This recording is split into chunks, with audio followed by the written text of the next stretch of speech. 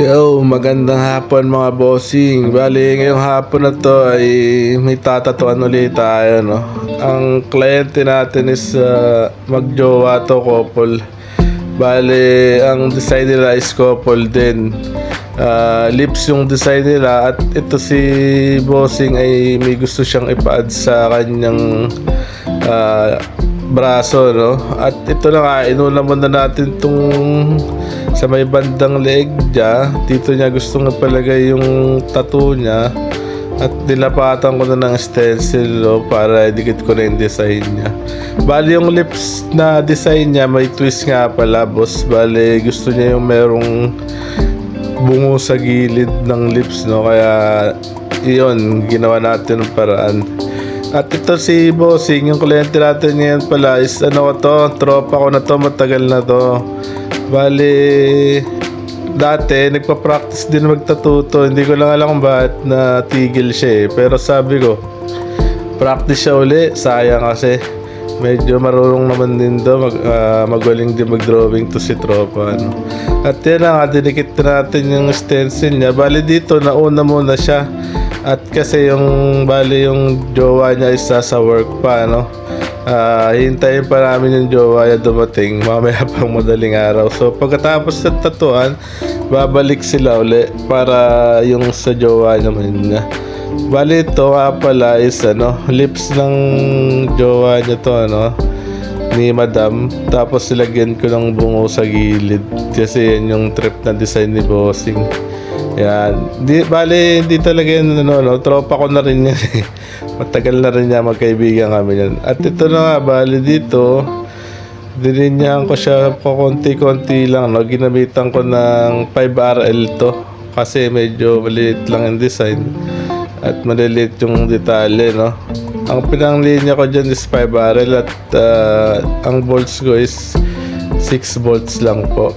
At yan niya, papitik-pitik lang tayo ng linya. Bali, dark red yung ginamit ko dyan, no? Tapos sa shading, 15 RM yung needle ko. At yung kulay, bali lipstick red. Yan. Bali, sinishading na ng hampas lupa. At ito na nga, dahan-dahan na sinishading yung gilid para sa pula. At dito, nagkukwentuhan kami ni bossing.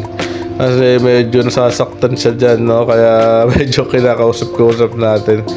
Ang pinag-usapan natin dito is bali yung mga part na masasakit daw na to, ganyan. At nasasaktan siya dito, medyo masakit daw yung white daw. At kagaya nga sinabi natin mga bossing, hindi naman masakit talaga yung white. Bali, kasi nga nadaanan na natin yung ibang part, kaya medyo mahapdi na yan. At ito nga po, white na natin, patapos na rin tayo dito. Bali, ang ginamit natin yan is 3 kulay, no? Dark red, tapos lipstick red, at saka po pink, yun. At ito na nga, binula-bula na ng hampas lupa. Kayudin mo na yan. At ang iintay na yung manood. Dagudin mo na. Ang tagal na naman. Iyon. Natapos na. Hinagod na ng hampas lupa. At ito na nga yung kanyang design, no? Kaya nang balang musga mga boss kung ano nangyari dito sa tattoo ni bossing, no? Na tropa natin. Yan. At ito yung pina-add-ons niya. Bali, ito is gusto niya daw kandila na kasi bali yung dalawang portrait niya sa ibabaw. Yan, si boss, bali, tingnan nyo, daming tattoo niya, no? Respect din sa artist niya. Napakalupit ng artist din ni bossing. At ito na nga pala, bali natapos na ako, no? Hindi ko na na-videohan yung paglapat ko dito eh. Bali, ito pinrihan ko lang siya. Pinrihan ko na lang ang design niya, no? Ang ginamit ko lang dyan is 15 RM para sa mga shading, no? At sa white, 7 RL, no?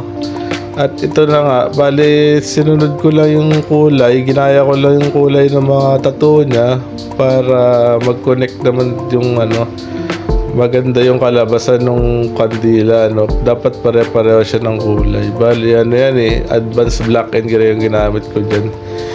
At ito na nga, nagpuputi na ako dito. Kaya pala kandila yung napili niya. Kasi yung dalawang portrait sa niya, kamay niya, tatay at niya, pinsan niya, bali, na daw yan, no? Wala na, nasa kabilang buhay na. Kaya, iyan, medyo may storya rin to ni Bossy. At ito na nga, natapos na kami.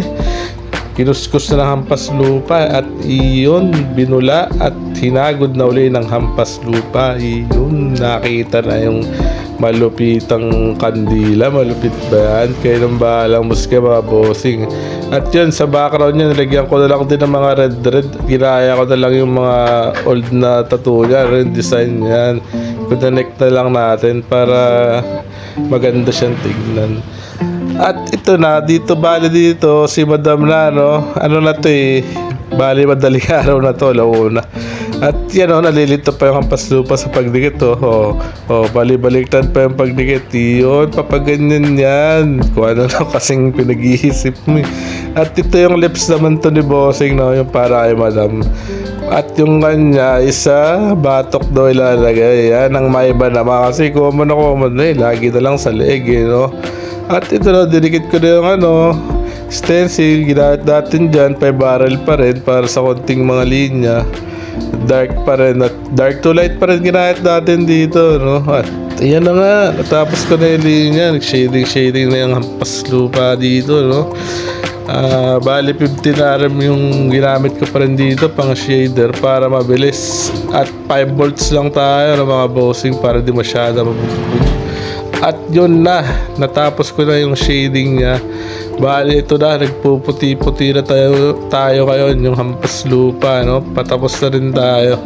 At iyan, natapos na nga, binula-bula na uli. Hagudin mo na yan nang makita na manonood. At iyon, minagod na ng hampas lupa. At iyan na nga yung finished product, di Madam? Lips din yung kanya. Bali, kitang-kita yung kanya. At napakaputi ni Madam. At ito na nga ang finished product lahat nila. At yun lamang po. Maraming salamat mga bossing.